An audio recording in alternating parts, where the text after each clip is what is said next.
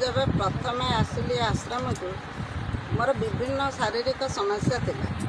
मु प्रभु कहली प्रभु मोर तो विभिन्न जगार विभिन्न समस्या आसी arthritis thyroid high blood pressure बहुत रोग तेणु आपड़ मो मुंडे ब्रह्मदंड लगे दिंतु तेणुक कौन हम देखा ठाकुर दयारू मु बर्तमान 90% पूरा सुस्थ अच्छी 2 थर ब्रह्मदंड चिकित्सा नहीं चक्र पूजा बस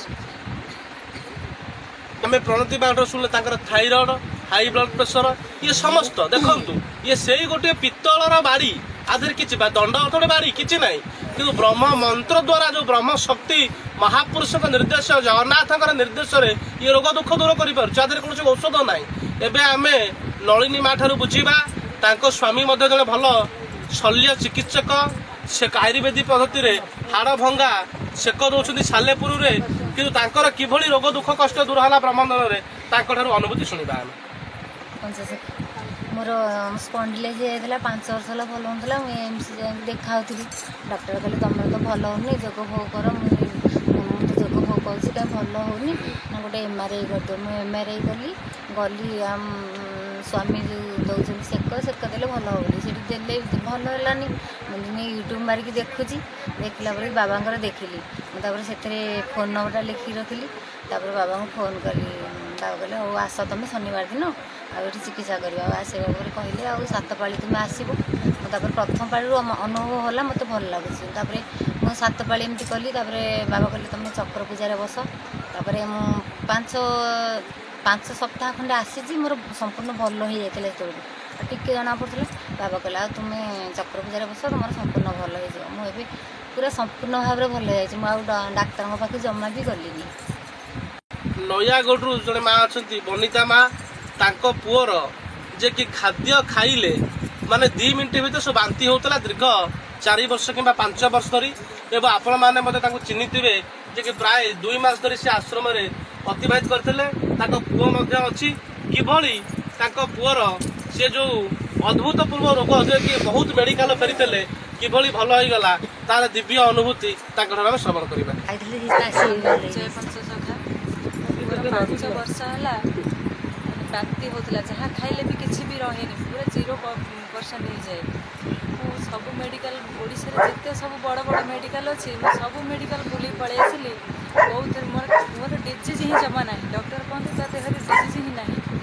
जो जाए केवल सालाइन गोटे लगे मास धरिक बेड में एडमिट करती कि किसी भी फल हुए किसी भी मेडिसिन आउ दिखती ता देह जेहेतु किसी डिजीज नाला तो मुझे भी मोबाइल देखेनि तो बहुत मन दुखरे मुझे बसी मुझे प्रथम मोबाइल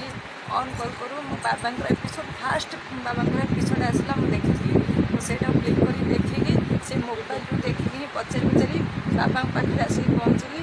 आ पहुँचवा पूरा 2 मास कंटिन्यूअसली ये रही सप्ताह को 2 थर पूरा ब्रह्मदंड चिकित्सा करती बाबा आती पहुँची बाबा को पूरा ठाकुर मानी बाबा होती मो ठाकुर कहीं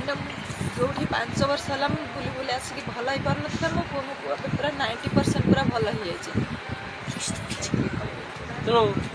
जय पंचसखा तो आम जो आज 3 जन माँ अनुभूति नेले नयागढ़ खोर्धा कटक जिला जगतसिंहपुर आम जो अनुभूति को आज संग्रह कले से अनुभूति को जो आम बुझिले जे कि रोगी मानकर किभली ये ब्रह्मदंड रोग दूर करुच्ची आधे आम निजस्व किसी महात्मा नाई मत केवल निमित्त भाव में दास भाव में सेवक भाव में आपण मान सेवा करने भगवान निजुक्ति देइछंती आपण मैंने आसुंच ये ब्रह्मदंड स्पर्श नेबा द्वारा खाली रोग भल हो जाए ता नुहे जदि किसी जन्म जन्मांतर पाप थाए ग्रह पीड़ा थाए दुख थाए ता मध्य ब्रह्म दंड स्पर्श हवा मात्रे से समस्त भल हो जाउची कारण किछि किछि पापर प्रभाव में रोग उत्पन्न होता है से पाप गुड़िक ध्वंस हो जाए ब्रह्मदंड सानिध्य आसिले तो ये ब्रह्मदंड काशी क्षेत्र जाकि आम ब्रह्मदंड को सिद्ध करूँ तेणु ये ब्रह्मदंड प्रभाव अलौकिक शक्तिर अधिकारी तेणु आपण मैंने जेकोसी रोगी अच्छा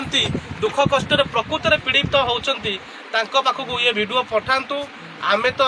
ओडिशार विभिन्न चिकित्सा होउचंती आपण माने सेठी चिकित्सा नियंतु कारण आमे संकल्प करूछु आ 2-3 मास भीतर पूरा 30 जिला कवर करबा पाई किंतु गोटे थर आसी बांछापट पाखे आसबे प्रथम थर और शेष थर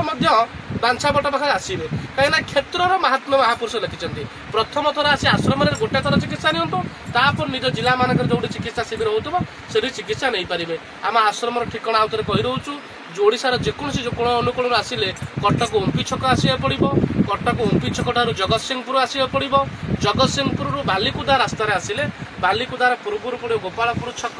से गोपालपुर छक पाखु गोगल ग्राम शनि मंदिर पचारि पलि आसपारे प्रत्येक शनिवार दिन चिकित्सा सेवा जोगे दि किंतु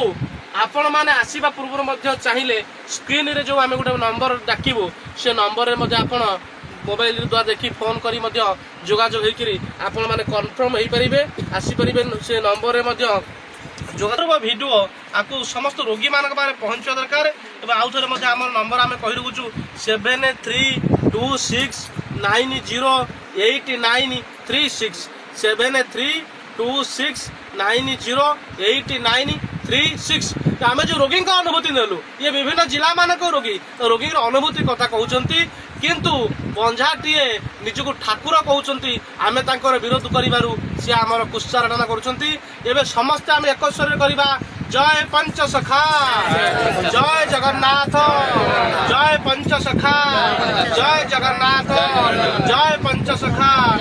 जय ब्रह्मदंड जय ब्रह्मदंड जय ब्रह्मदंड ठाकुर सदैच्छा पूर्ण हो बोल आनंद कबार।